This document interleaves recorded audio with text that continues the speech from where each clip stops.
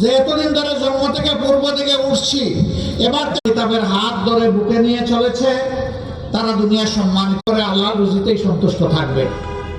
যার আছে সে তার প্রতিবেশীর দিকে তাকাবে, বন্ধুর দিকে তাকাবে, তার এলাকার মানুষের দিকে তাকাবে যারা কষ্টে আছে। এইরকম একটা কেয়ারিং সোসাইটি, একটা দরদি সমাজ আমরা বিল্ড আপ করতে চাই, এবং এটা কেবল কোরআনের আইনের মাধ্যমে সম্ভব। আমার এই দাওয়াতে আপনারা কি কষ্ট পেয়েছেন? কোরআনের এই দাওয়াত কবুল করতে রাজি আছেন? আমরা সেই অমরি শাসন আবার বাংলাদেশে ফিরে আসুক, আমরা সেটা চাই। আমাদের লড়াই এই জন্যে।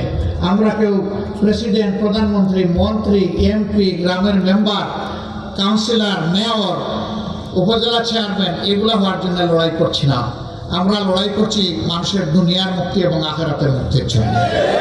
আমাদের এই লড়াই ততক্ষণ পর্যন্ত থাকবে যতক্ষণ পর্যন্ত ধড় উঠানামা করবে, শ্বাস উঠানামা করবে।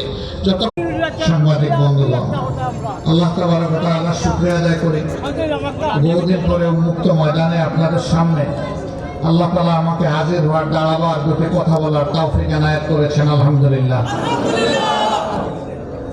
আমি আপনাদেরই মানুষ।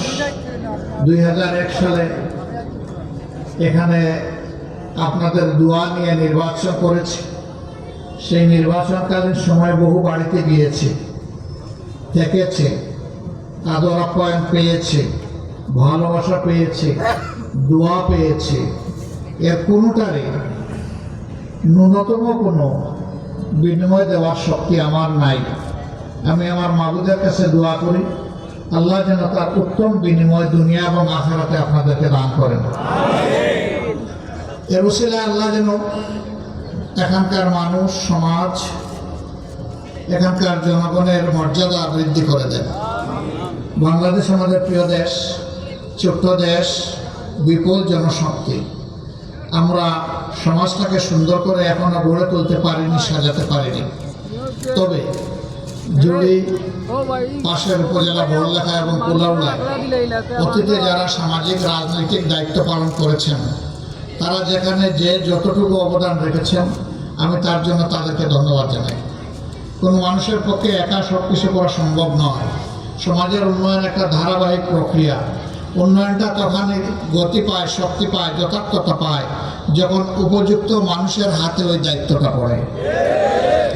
অতীতে যারা এই দায়িত্ব পালন করেছেন, অনেকেই জনগণের দেওয়া আমানত রক্ষা করেছেন, আবার অনেকে রক্ষা করতে পারেননি।